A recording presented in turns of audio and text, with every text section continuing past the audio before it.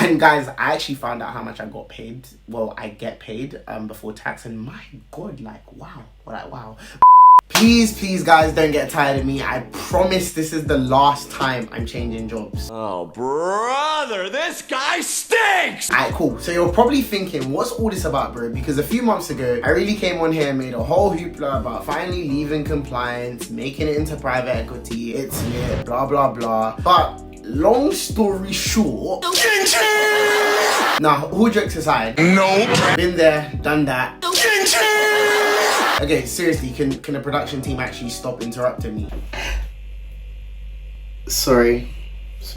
Okay, thank you. What I meant to say is that after careful consideration, I've decided to take my talents to the world of fixed income, global equities, and public markets for an associate level role with more responsibilities and... Please. Just do it. Yes. Now, you're probably wondering, how does one secure a big boy asset management job and more money after only being on the buy side for about 3 months? And to be honest, like, I don't know myself, but a quick word from our sponsors. Beyond Education is a platform dedicated to helping students access early career opportunities at corporate institutions. As a member of their platform, you can access free career resources, including the actual CV and interview questions I use to bag this job in asset management. They have a growing community of over 200 members, so be sure to join ASAP. They're also going to be launching a bunch of initiatives in the coming months to help as many students as possible. And oh yeah, did I mention that this is all for free? So be sure to check out their website and sign up as a member ASAP, as spaces are limited. So the How I Aced My Private Equity interview did relatively well on the channel, so I thought I'd do a How I Aced My Asset Management interview, since that's what it takes to get views on YouTube. I might just actually try out every single industry and then make videos on how I aced the interview process, because why not? I'm joking, HR, please. Like, I'm actually joking. Or am I?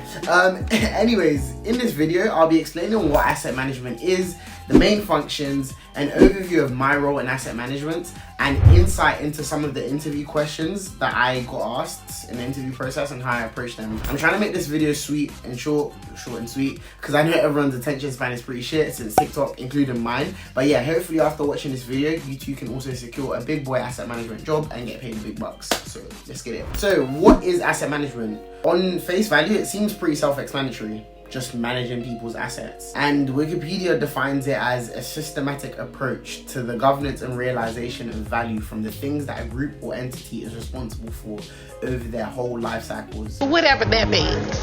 First of all, that's a mouthful. And second of all, that just sounds very corporate jargony and vague, to be honest. In practical terms, asset management is simply an investment firm raising money from institutions, governments, and high net worth individuals to invest in a variety of asset classes to generate a return. Examples of common asset classes you would come across include public equities, fixed income, emerging market debt, high yield, commodities, and a whole bunch of complicated ones that just go over my head, to be honest. Asset managers are quite large in size, as they typically manage significant amounts of money in the billions range.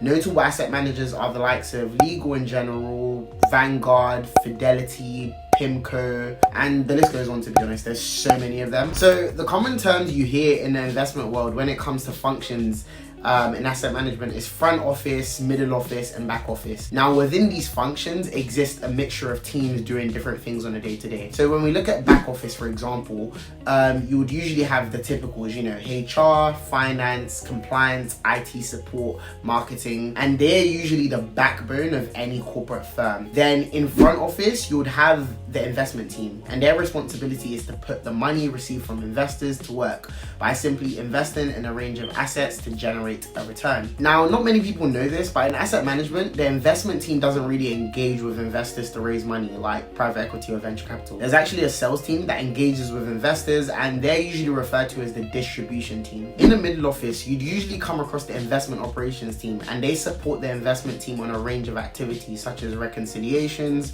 reporting, payment processing, essentially any frequent recurring task. Another middle office function that you've probably never heard of is the investment product team. And what they do is they work with the investment team to structure investment products with different strategies. I like to kind of call it sexy middle office, which is quite fitting because that's where I work. Alrighty, so my formal job title is, drumroll please,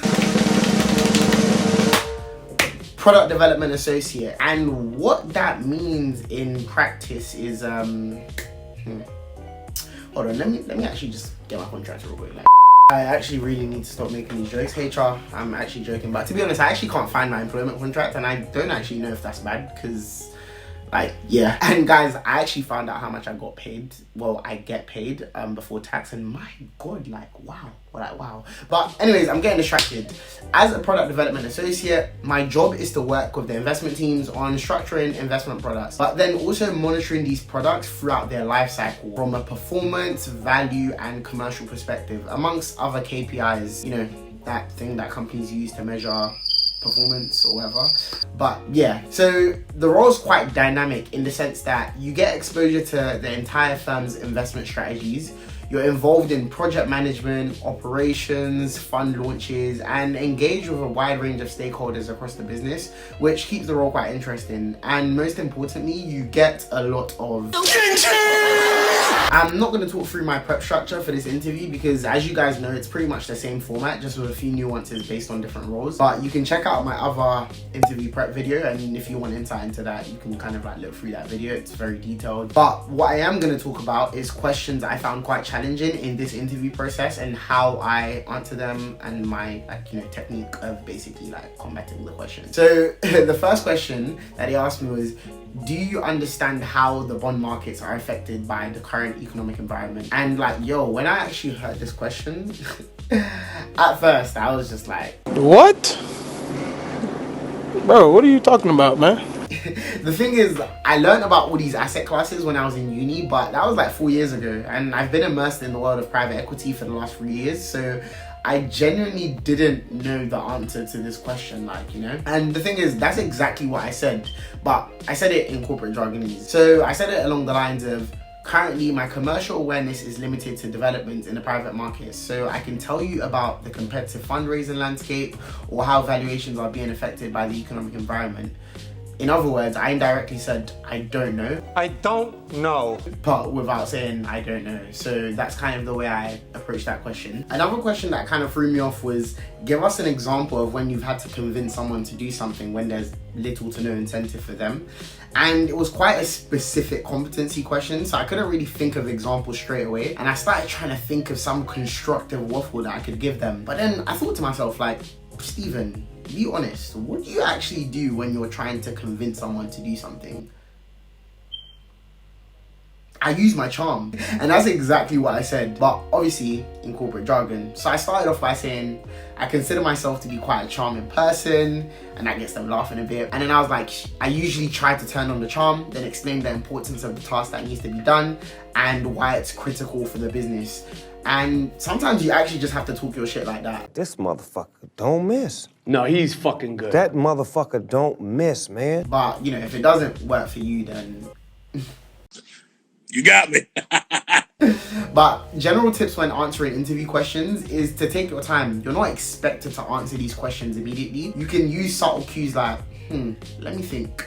Or the classic recite the question back to them technique to confirm your understanding. Anyways, the full list of questions asked in this interview can be found in the description. Also, let me know in the comments if you guys would actually like to see my prep notes for the interview, because I don't know why not. And just quick honorable mentions, in terms of progression in this role, I think it's important to note that the entry-level version for this type of role would be like an analyst position in client services, sales, or operations. And I was kind of able to leverage my 3 years of private markets experience to secure an associate level role, which basically means more. After associate, there's usually manager, and then it goes up to like director/VP level, where you would be the head of product. And then some head of product actually end up being like the CEO of the firm.